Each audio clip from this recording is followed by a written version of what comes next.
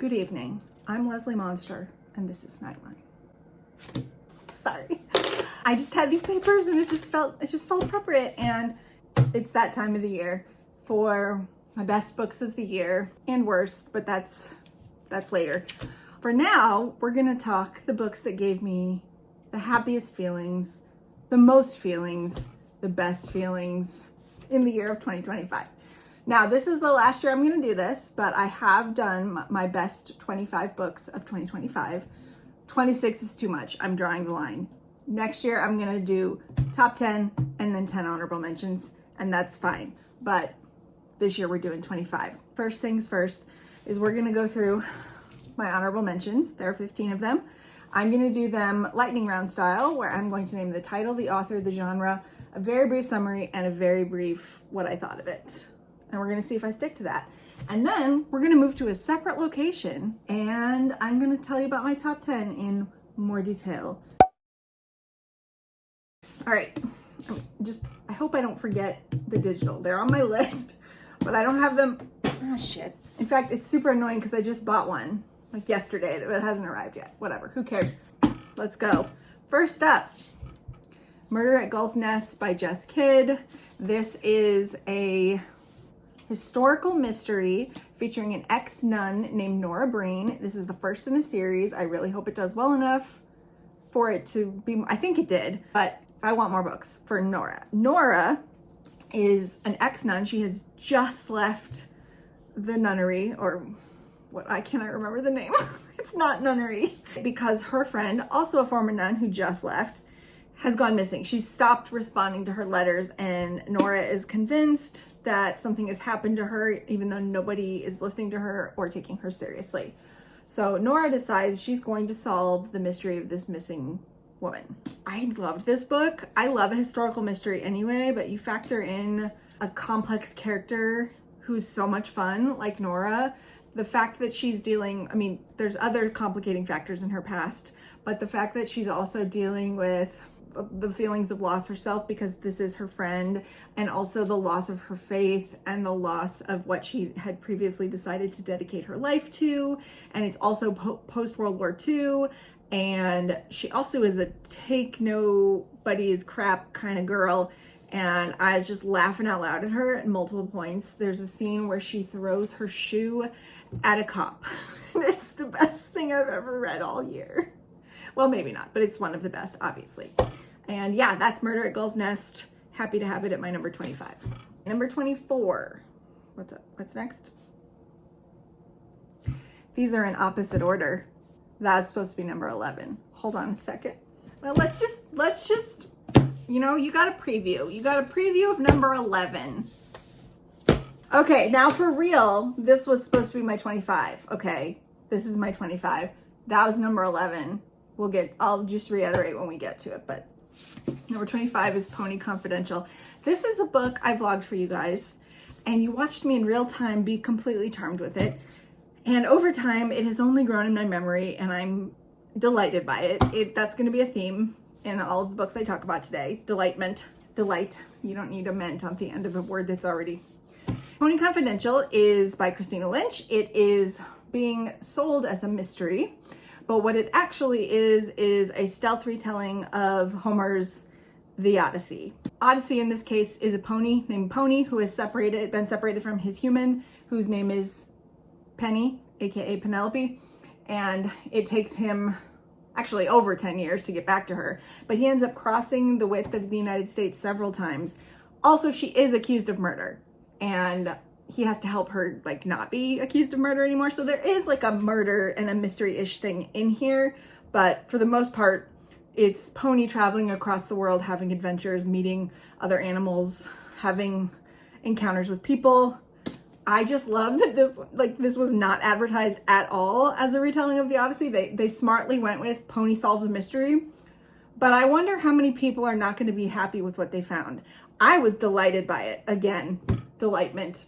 Very pleased, and I will be reading whatever Christina Lynch wants to write in the future. I initially gave this 4.5 stars rounded down, but I'm straight up giving it a 5 now. It's 5. By the way, they're out of like 4.5s are above 5s and 5s are below 4.5s. I don't know. I'm going on vibes here. This was number 25. Number 24.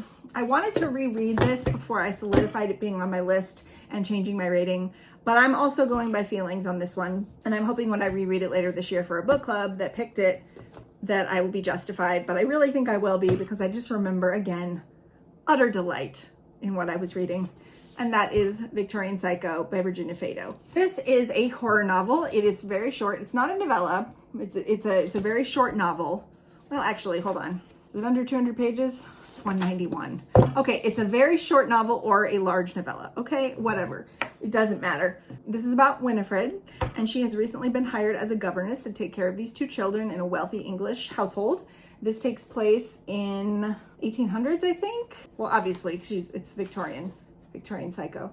But it's also like really pleasing. I did the audio at first, and when I went out and got this hardcover version, I was very pleased that it had like Victorian etchings and Victorian style like descriptors in here. Basically, something is wrong with this woman from go, and we get her first person narrative, and she's so messed up. I've said this a bajillion times, but it's like the perfect indicator of whether or not you will get along with this book. There's a scene early on where Winifred is putting the children to bed, I think for the first time, maybe not, I can't remember, but she's putting them to bed and they're asleep, and because she's checking on them, and she licks their fingers.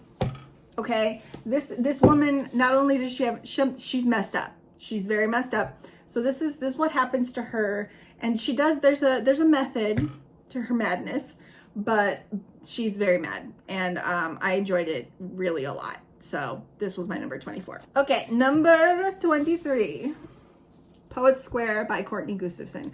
Courtney Gustafson lives in Tucson, which is where I live, and she rescues cats here, and she's awesome. And some of my friends and I actually met her over the summer. She was doing, well, maybe it was only a couple months ago, whatever, it was a little bit ago. She was doing a talk at the library, and I got my book signed. Anyway, you don't care about any of that. You want to hear me talk about this book. It is a nonfiction book. It is a memoir about her having moved into this house in Poets Square in Tucson, which is the neighborhood. She basically inherits from the previous tenant like 12 to 15 feral cats, and she starts feeding them and taking care of them. She's not in a great place. The pandemic's just about to start, and then it like changes her life forever. Completely alters the trajectory of your life. There's a lot of meditation in here about what it means to take care of other living beings, what kind of systems are in place. This freaking moth. What kind of systems are in place to like that makes it so that this kind of thing happens, and it doesn't just reflect on the animals in the story, it also reflects on the people. It was just a super good read. Like, if you enjoy animals, if you enjoy people helping animals, if you enjoy people talking about how the systems that we live under are cruel and inhumane, but people fight against it anyway, you will like this book. I always sit under this light. And next up, this is number 22, and that is The Buffalo Hunter by Stephen Graham Jones.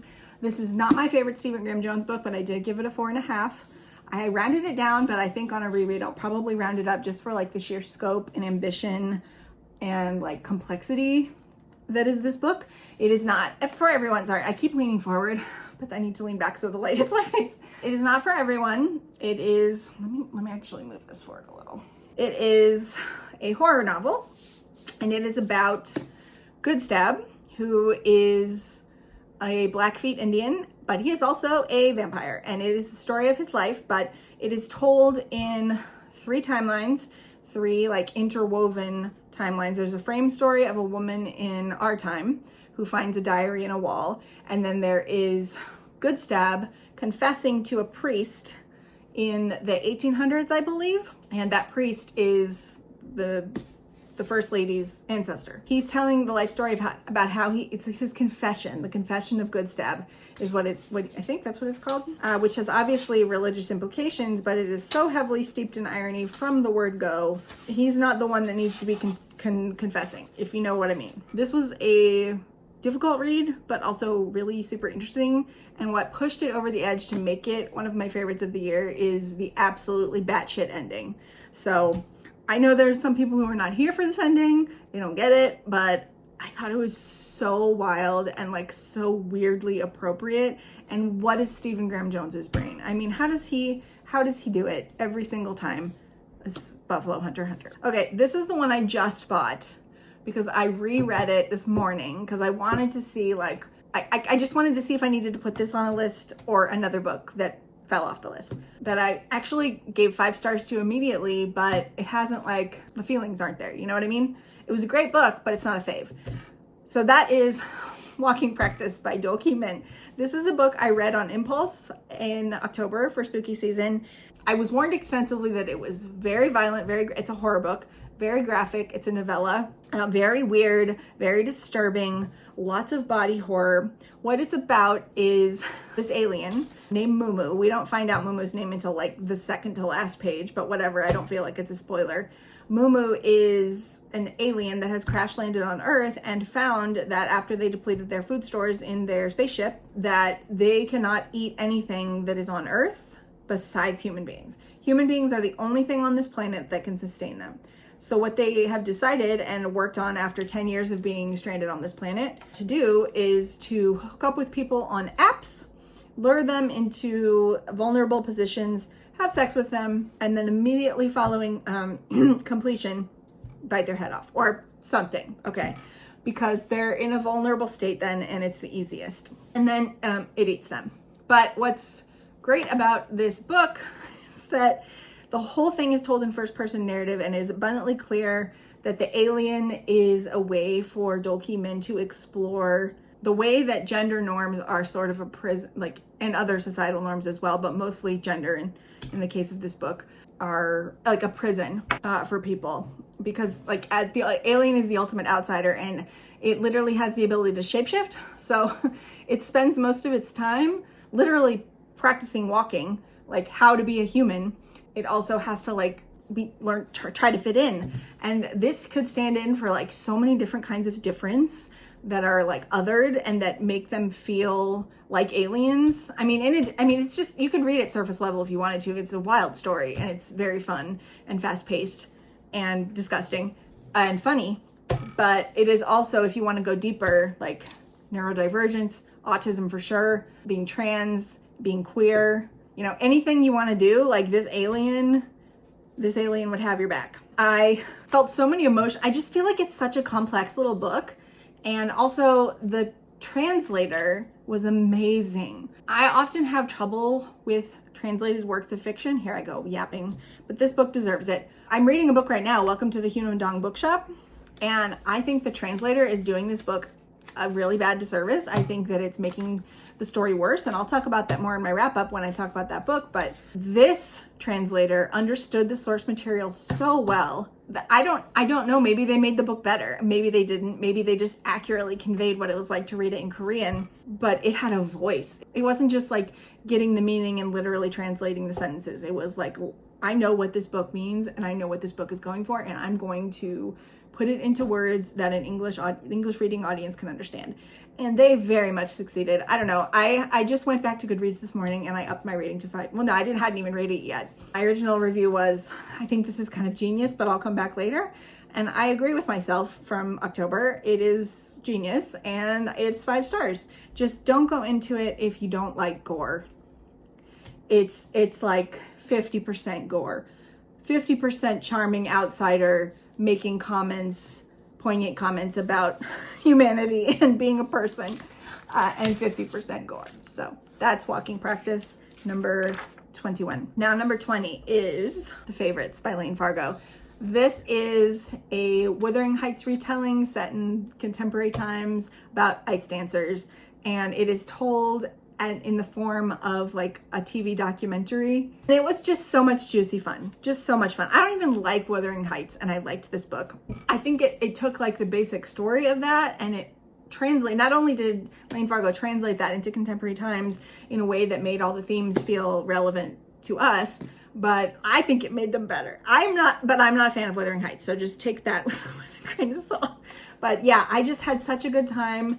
Heathcliff can go suck a rock, but Heath Roca, I'm here for him. They aren't great people, but this was a very fun book. If you enjoy like sports drama, if you enjoy relationship drama, if you wanted Daisy Jones and the Six but messier, this is for you. And sports instead of music. This might be for you. the favorites by Lane Fargo. Oh, next up, we have The River Has Roots by Amal El-Mohtar. This is a short little 100-page-ish novella. I'm going to tell you right now, if you're going to read this, this is good. Have this physical copy if you want. It's beautiful. It's illustrated. This is a fantasy novella about two sisters. What happens like when they cross when the boundaries between real life and fairy, whatever. It is also the retelling of a murder ballad. I cannot remember which one. Here is the link. Like, that's the murder ballad that it's a retelling of. What sells this though, and I met Amal El-Mohtar in March, and she said that she originally wrote this as a audio only novella. So it was designed specifically to be listened to, and that is the way that you should do it if you can do audiobooks. I know some people can't, but I forget, I think, is it a Daisy actress? Her voice, when she does the singing in the audio, is, I got goosebumps all over my entire body. Like, just the listening experience of this book, like if the story was good, I would give it a 4. But with the audio, it's a 5. This is a 5 with the audio. That's why, just one of the best, like, this wasn't even nominated for a freaking Beth. Beth is one of my regular commenters. She pointed out that this wasn't even nominated in the freaking Goodreads Choice Award for audiobook. And it should have been. This is a good audio. This is what you should be rewarding, not Fourth Wing number 4 or whatever the fuck it's called. Onyx Shitstorm. This is number 19. Number 18 is a book that I didn't think was going to be on this list. One of this author's books has never made my favorites of the year list before, ever. So I guess this one was just really up my alley, and that is Catabasis by R.F. Kuang. I went into this curiously because it's getting so many mixed reviews, and there's so many people who are like, oh, it sucks. And whatever reason they're doing that, I think there's just a lot of people who don't like to see women succeed. And also, they didn't like it, so there has to be a reason. You know what I mean? This is a great book.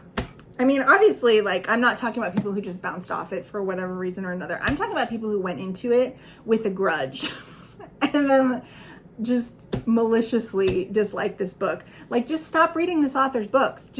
You don't have to read them anymore. I promise. You don't have to. You can be free. I thought this was so much fun. I was in from page 1, the asinine academic shit that was going on in the 1980s setting. I loved the journey through hell.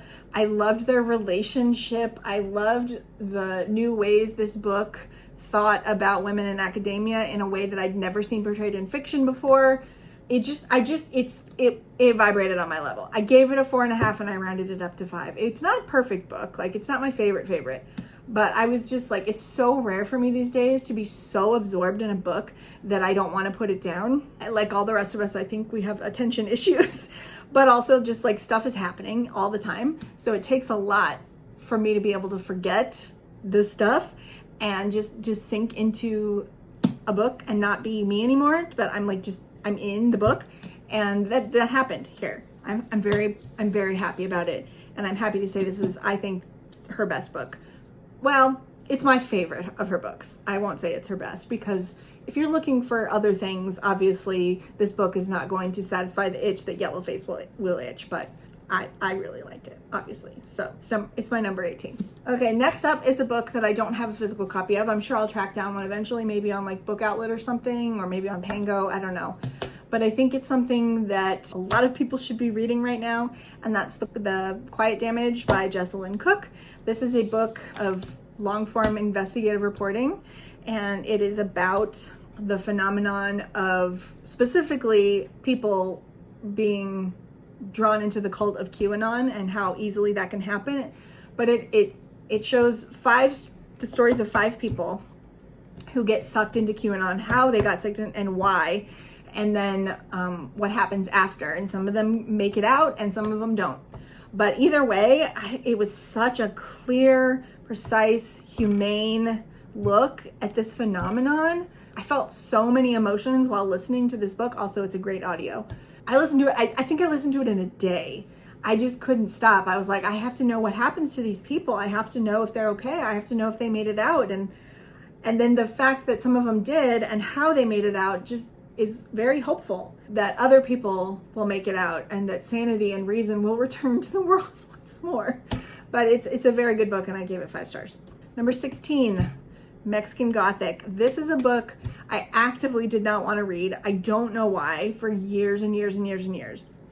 I was like, I don't want to read that. I don't want it.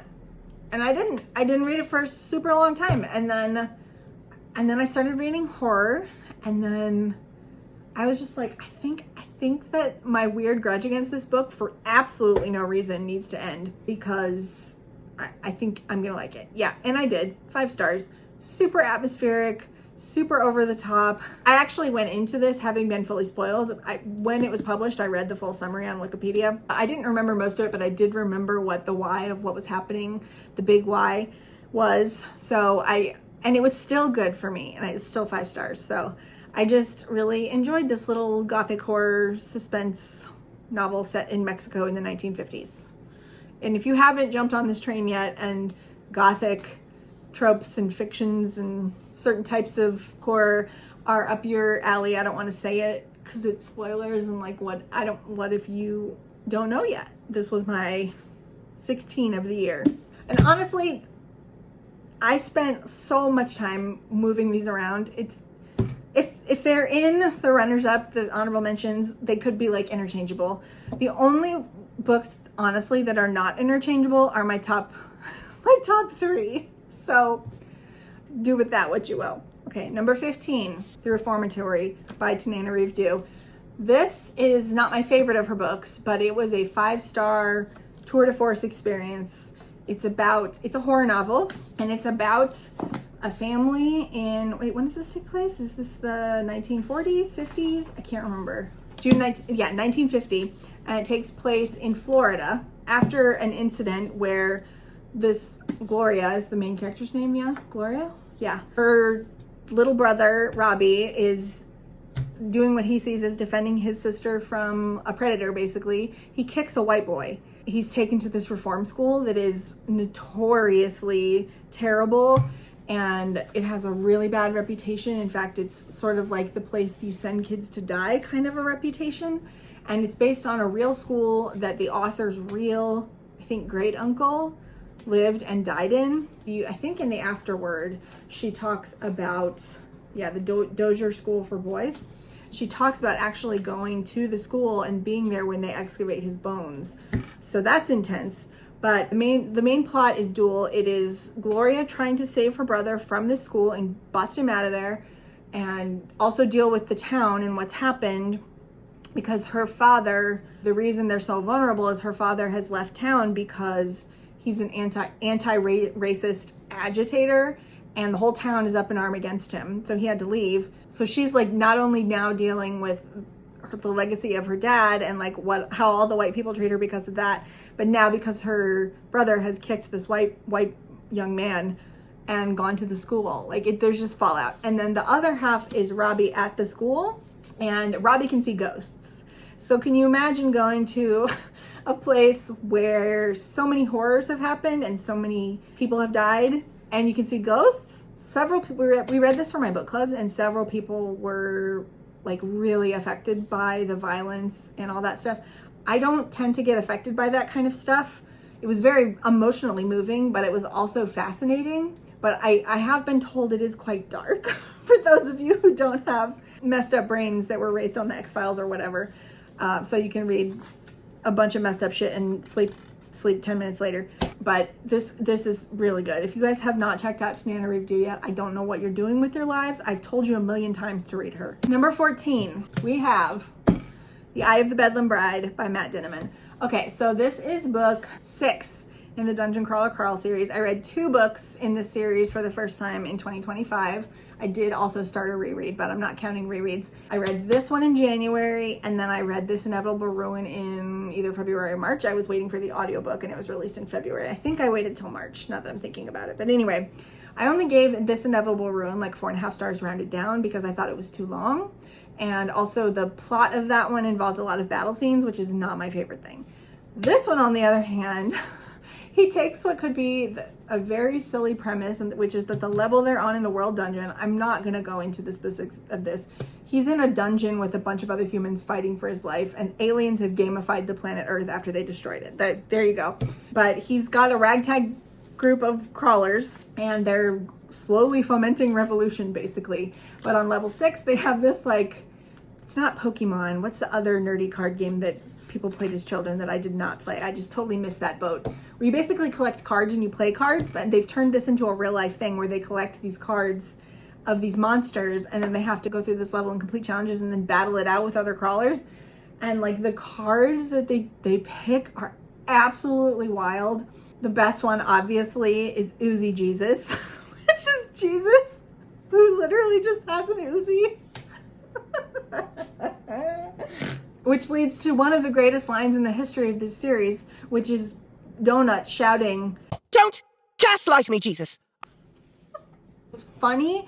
It was moving. It moved the plot along in really intense ways. I didn't feel a single inch of this thick page count. I was like, give me more.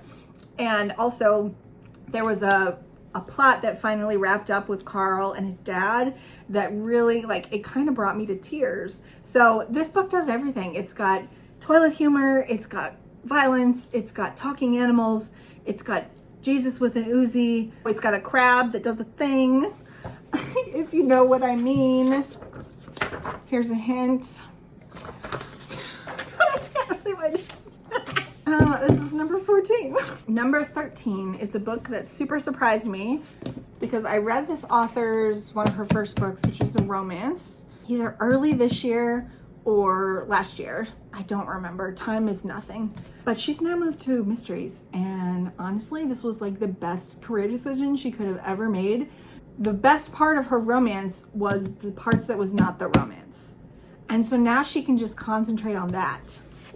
And that's Detective Auntie or Detective Auntie by Uzma Jalaluddin. This is about Khazar Khan, who is recently widowed, but before that, her 17 or 18-year-old son was killed, presumably by a drunk driver, but they're not sure. He was hit by a car in the middle of the street, and she went into this very, very severe depression for almost a decade. Sorry, my neighbors. I've got my screen door open and I just hear people so they can hear me. Very severe depression, and she sort of like, she and her husband moved away from Toronto, which is where they're from, and they moved like the country, and he was like a doctor at a military base, and he basically like took care of her for 10 years. And she was always secretly like the brains behind their financial stuff, and also she spent her life like being nosy and solving little everyday mysteries, and so they've always called her Detective Auntie. But when something bad happens to her daughter in Toronto, back in Toronto, and she's accused of murder, she decides for the first time she's going to leave her little safe haven and go back and face the things, and, well, to help her daughter, but it also means facing things and people that she has not faced purposefully in over 10 years. Not only is there lots of juicy family drama in this and a good mystery, but there's also like this arc of her getting her confidence back. And it's just, you guys know I love an older protagonist, and I wouldn't say she's particularly elderly. I think she might be in her late 50s, early 60s, if I'm remembering correctly. But I mean, just like she spent her whole life sort of in the shadows, and now she's like stepped into the spotlight, and she is a detective solving murders. So I'm so excited for the next book. It's coming out, I think, in April or May. Anyway, this is my number 13. Okay, and then one more, because we already did number 10. Number 11 was Murder at Gull's Nest. Number 12 is a little book called A Fatal Thing Happened on the Way to the Forum by Emma Southon. This is a book about murder in Rome. And you would think that there wasn't that much to talk about, but this subject and the different ways of being murdered, like by the state, by revolution, by slavery, like she goes through it all. She talks about women in murder, and she talks about like emperors and political assassination. Obviously the book opens with the golden oldie, Julius Caesar being stabbed to death. But the thing that, aside from this book being really interesting, is that Emma Southon has a voice. She is so funny. Her writing is so engaging. I was halfway through this book and I was like, this is one of my favorite authors now. And I have to read everything that she's ever written, because the Roman Empire, unlike men, for whatever reason, I don't understand that thing. That meme is kind of annoying, actually.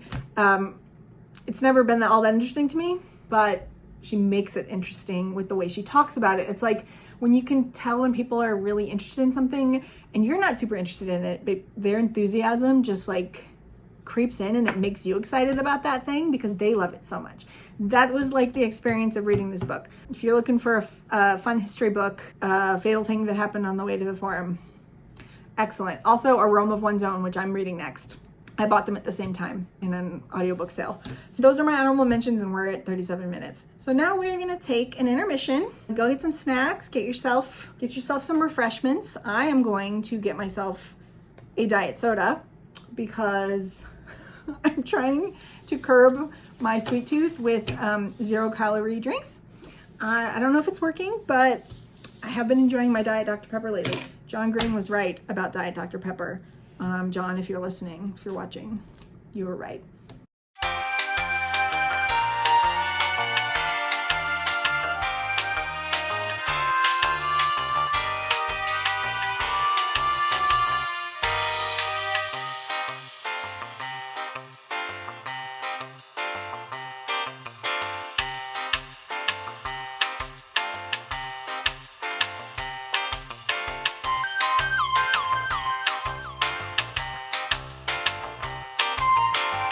Hello, this is the microphone on a chopstick. Hold on a sec.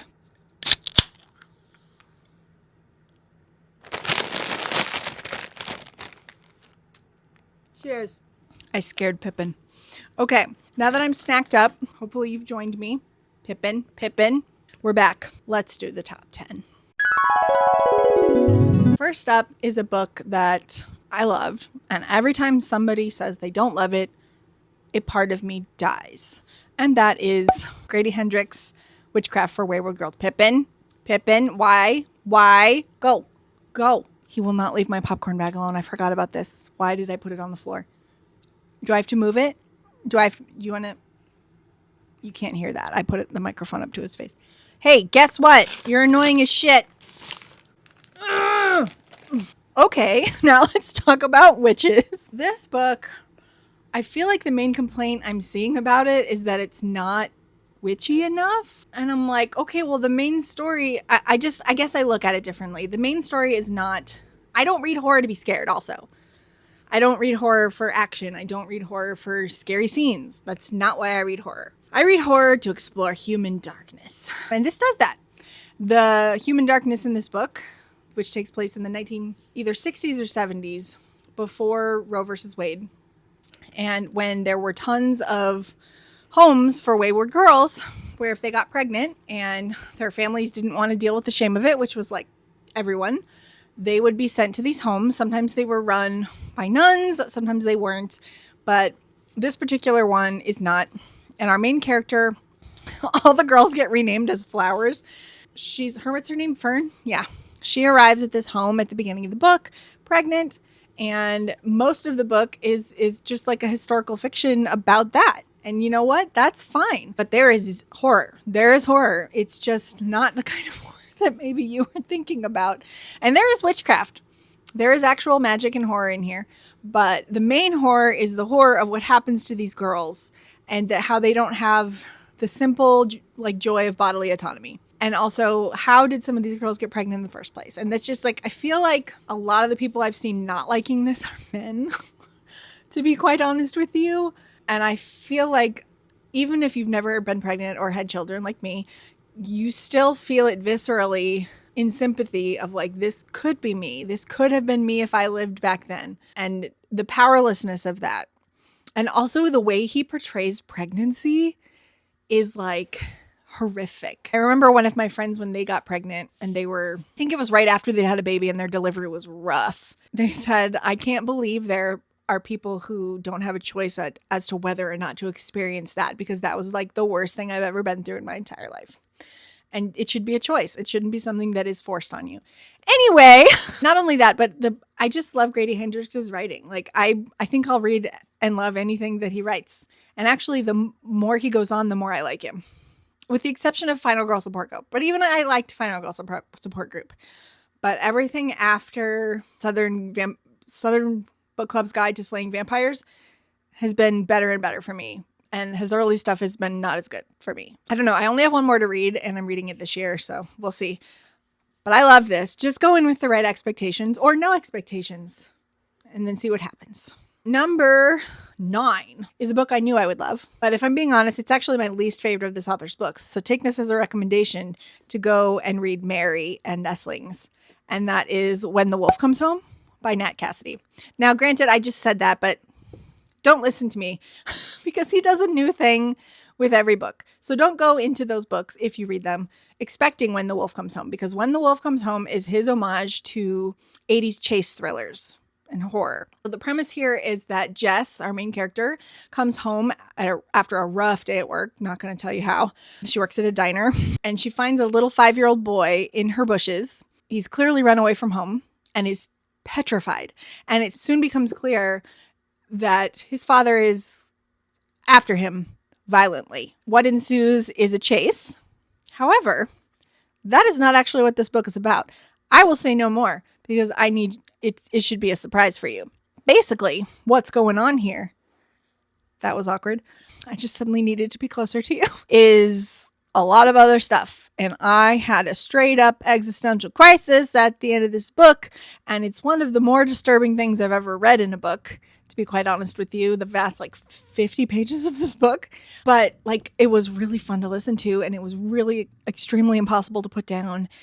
And if you want a fast-paced, fun horror, I say fun, just be ready for some stuff at the end of the book.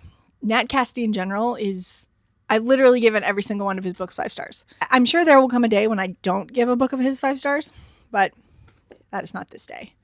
When the Wolf Comes Home. Next up is a book that I don't have a copy of yet, although I intend to get one very quickly, as soon as possible. I always try to buy my favorites from the previous year, but it hasn't happened yet. And this is a book from a small indie press also, so it's not going to be the cheapest probably.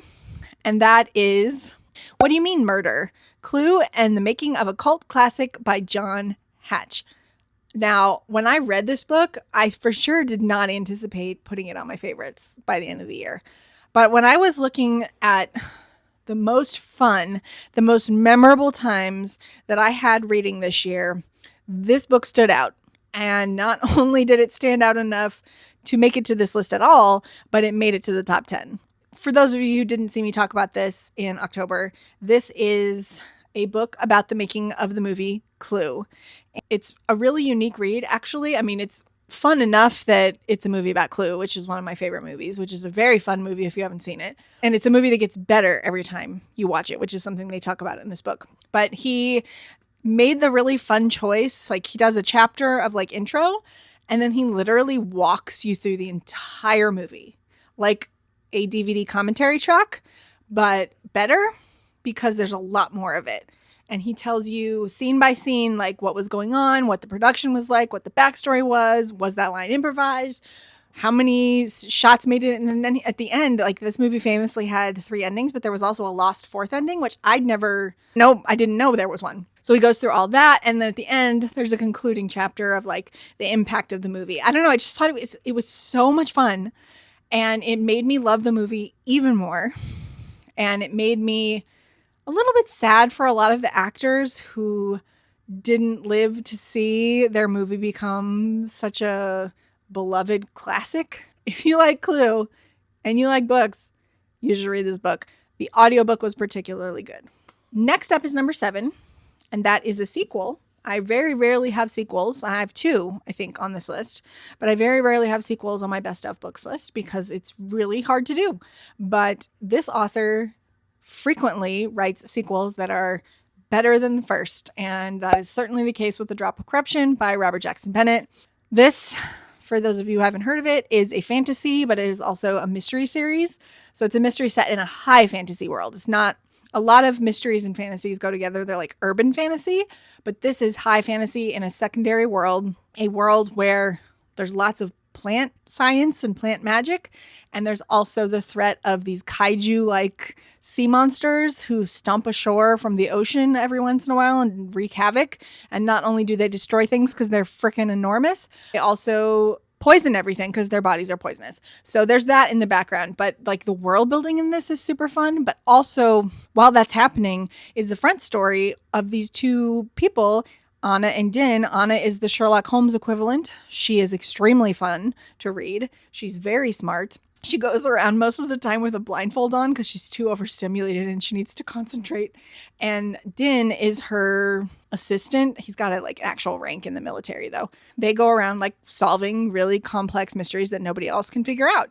And the mystery in this book, the first book, it was like there was a man with a tree growing out of his body and they were like, what the fuck? This one is a locked room mystery, essentially, where a guy disappears from his room and nobody can find him and there's no way he could have gotten out of the room. But not only is it a missing person case, it very soon becomes a murder case. And the way that he weaves in all the characters and the magic and the political machinations of this empire, I don't know, it's just like brain candy. I love this series. I would be very surprised if book 3 is not also on my best of list in 2026. Now we're on number 6. And that is a book that I did not see coming, especially in a year when I'm allergic to romance. I have not read very much romance at all. And this was a 5-star. And that is A Gentleman's Gentleman by T.J. Alexander. This is a book about a lord named Christopher Eden who has a secret. And that's that he is trans. He has unique circumstances in order to be able to transition, and people in his life that have helped him. Now he needs to marry, and that is a problem. So what does one do when one is a trans man in Regency England and they are a lord and whatever?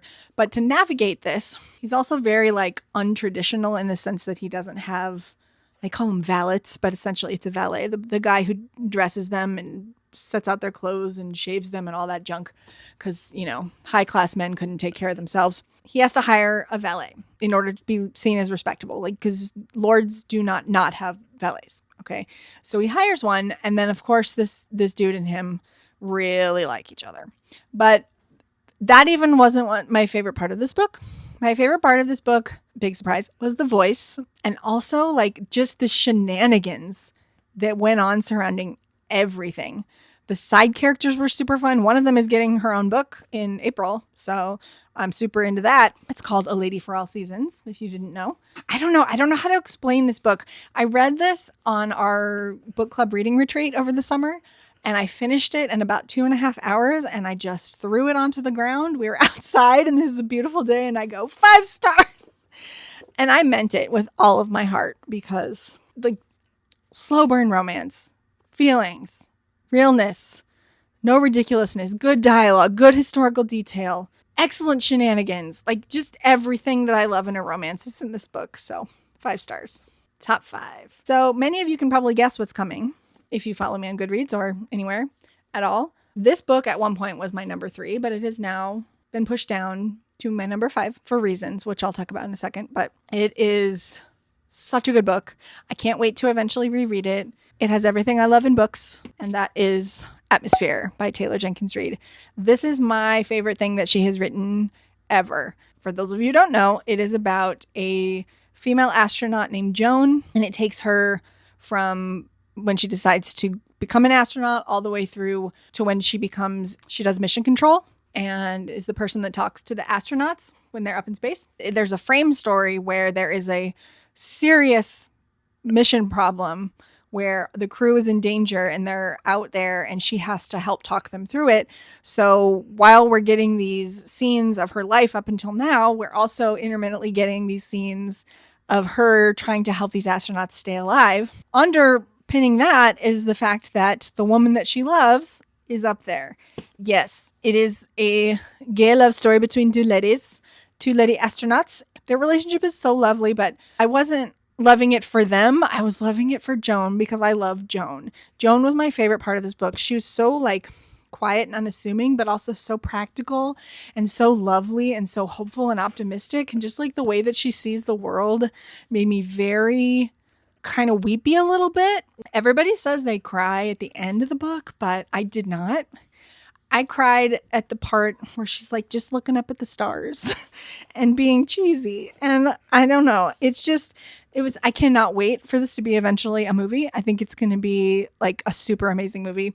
And if you haven't read this and you like stories about lesbians and space, what are you doing? This book was originally lower on the list. And then I remembered the very intense reaction that I had to it for several hours after reading. And I was like, no book that has that much of an emotional impact on me is not in the top 5. Since I didn't have that much catharsis emotional reaction for Atmosphere, this one got bumped up. And that is Wind and Truth by Brandon Sanderson. Oh my God, it's so heavy. So this book, I did not look at reviews until after I'd finished it. And imagine my surprise after finishing it, having an extremely great reading experience, being so emotionally fulfilled and so excited to continue when he eventually starts it up again, because he's wrote the first 5 and then he's going to take a long break and then he's going to write the second 5 and then the series will be over. Maybe 2031, I think, is the date that has been bandied around, maybe 2030. It's a 1,300 page book that is basically summing up an arc that has been 4,000 pages in the making. It worked on every level for me. It was very long, but I was trying to think about moments that I could cut and I couldn't think of a single dang one. The reason that he writes these books so long is because he wants to replicate the feeling that he had as a young person reading very long fantasy books, and the sense of immersion and attachment that you can only get when you're reading a book that is about what this book is about, that is this long, that you spend that much time with. Like, the length is part of the point. Other people have disliked this book for other reasons, much to my... I wasn't surprised that there's some queer content in here that people hated, because male fantasy fans are not known for being the most welcoming, unfortunately, which you'd think that would be the opposite, but whatever. But also, there's a lot of complaint about his style changing and all this other stuff, and I just don't understand those complaints, because this is where this was going the whole time. His style hasn't changed. I think what people are reacting to is that the reason that Way of Kings is one of my favorite books of all time is because there's that feeling when you start a very long, very intense fantasy series that has the highlight of the books are the character arcs. Oh, sorry, this is so heavy. There's this like mystery. There's this intrigue that hits you stronger than almost anything at the beginning of this series. And this has been replicated in other ways. I'm thinking of television in particular. 2 instances from the early 2000s, Battlestar Galactica and Lost, where they were famously like building up to something and people were unhappy. I wasn't, but people were unhappy with the endings. And I think this is because people don't know what they want, but also in Lost's case, people still didn't actually understand what happened. If one more person, I swear to God, tells me they were dead the whole time, I'm going to punch them in the face if I ever meet them. They weren't. You need to learn comprehension. The thing about stories that start with that sense of mystery and intrigue is that eventually that has to go away by necessity. And if what replaces it isn't something that you want or have been expecting, I think the way I've put it in the past is the emotion, the intrigue and the mystery and the sense of scope has to be replaced with resolution and knowledge. Okay. And if that knowledge and resolution isn't something that you are willing to accept, it's not going to work for you. I feel like there's a lot of people who just went in, not everybody, but I feel like there was a lot of people who went in with ideas of what they wanted to happen. And when it didn't, they were upset. Also, I think there were just a lot of people upset at the mystery disappearing. When the mystery disappears, that's what they liked. So it's gone now.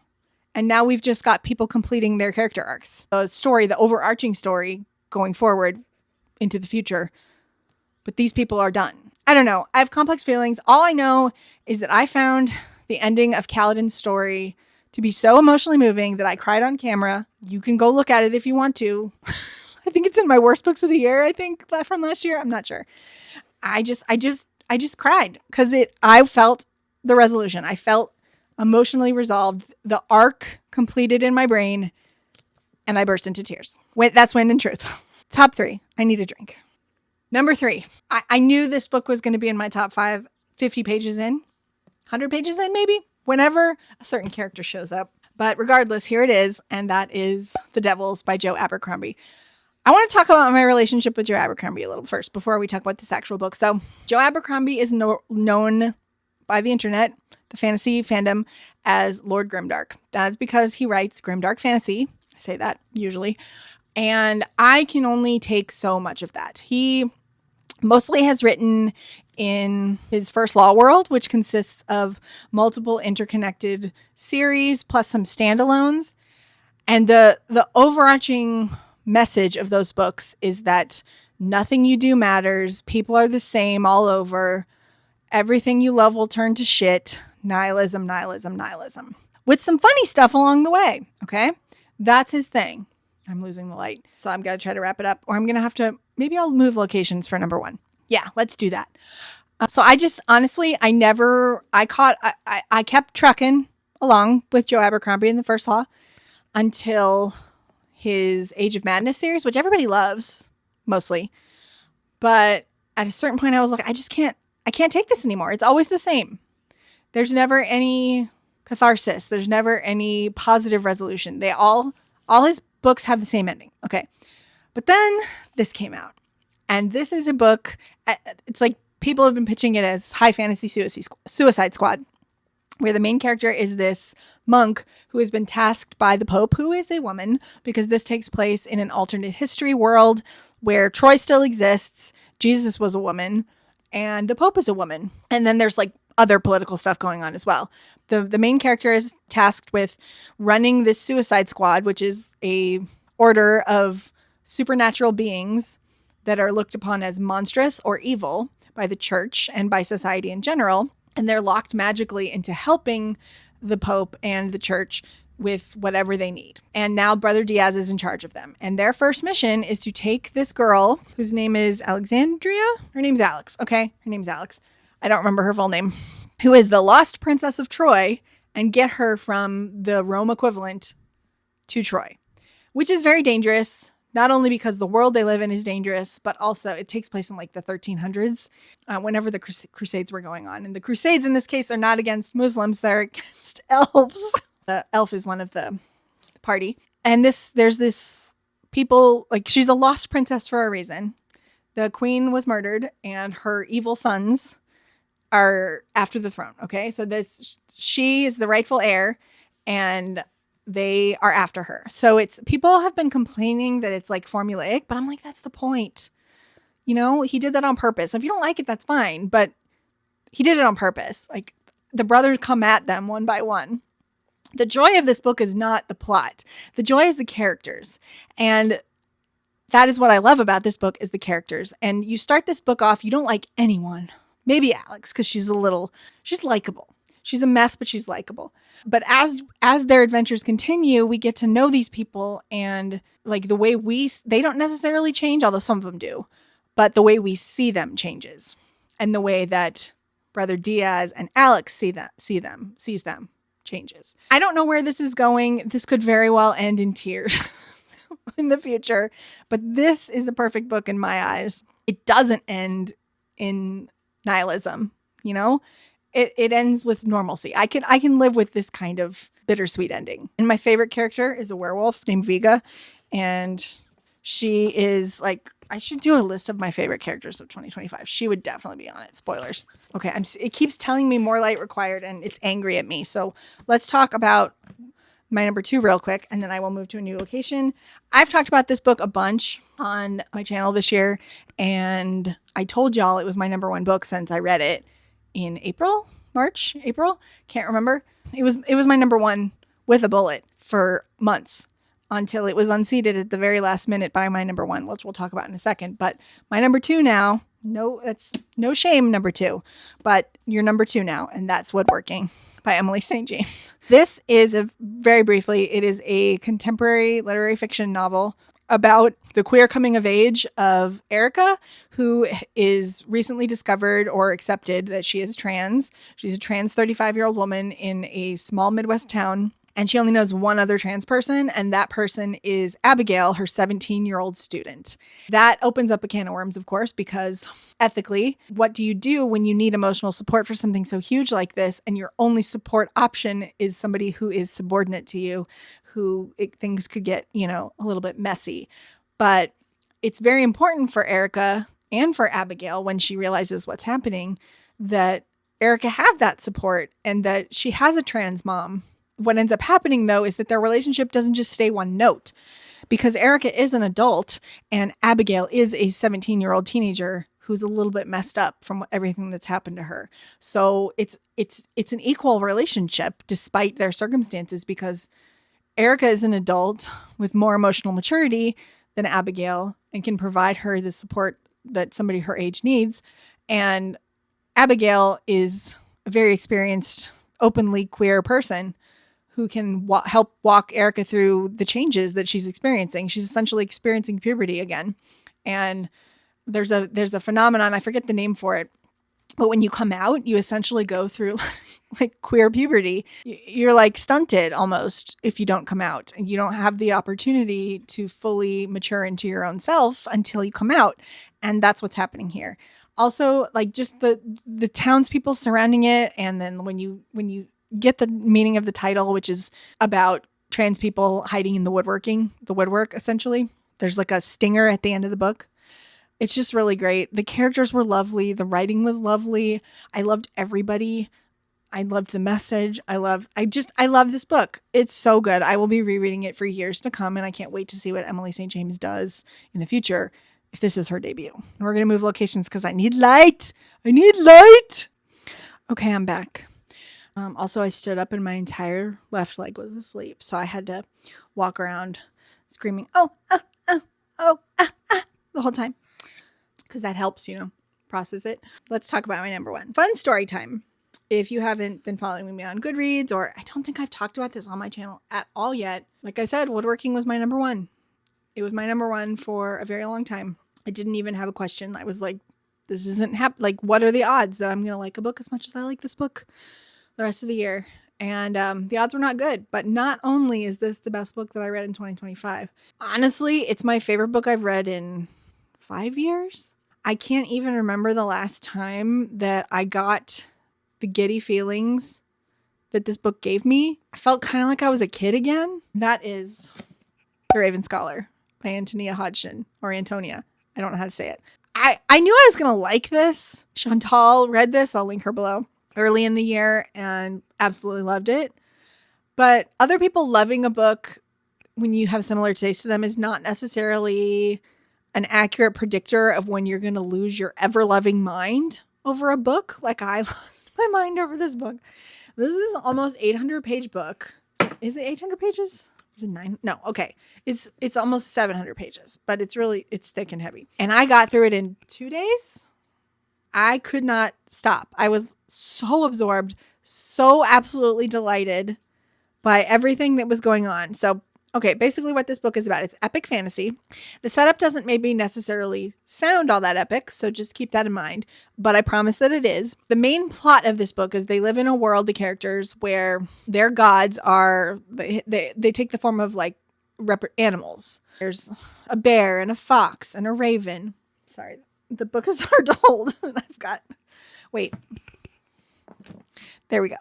That solved the problem. I was like trying to hold it by its floppy edges and it wasn't working. Long ago, there was this Raven Empress, because when people come of age, they choose a faction, and then that faction trains them, and that's how they determine their place in society. And a long time ago, there was a Raven Empress who united everybody and determined a fair government that really doesn't act as much like an empire, even though it technically is an empire, as it does like a parliamentary democracy kind of a thing. And she also made it so that future emperors would only serve for 20 years. Title was not hereditary, and that the person who took the throne had to prove themselves in a series of trials that were designed to test their character, their physical strength, their moral strength, just a bunch of stuff. And it is now time, as this book kicks off, for the trial for a new emperor. The current emperor, Emperor Bearson, it's almost over, and he needs to be replaced. But with that, like, the book does this thing where there's this prologue that doesn't seem to be related to the rest of the book at first glance. But in reality, thematically and plot-wise, it hangs a shadow over the rest of this book. So even while you're having fun with these trials and the two main characters are flirting or being angry with each other and flirting, there's this tragic thing that happened at the beginning of the book that plants some seeds that are very apparent in retrospect, but not so at the beginning. And I'm being very vague. Our main character is Nima, and she's a Raven Scholar, hence the title of the book. She is from circumstances because she actually had a part in the terrible thing that happened at the beginning of the book. But due to her part in that, she has had a place at the Emperor's side as his advisor, science advisor, I think, for the last 15 years. And there's good and bad to that. She's very unpopular. It's never stated, of course, because autism is not a thing, but she's very clearly autistic to me. She is not able to mask very well.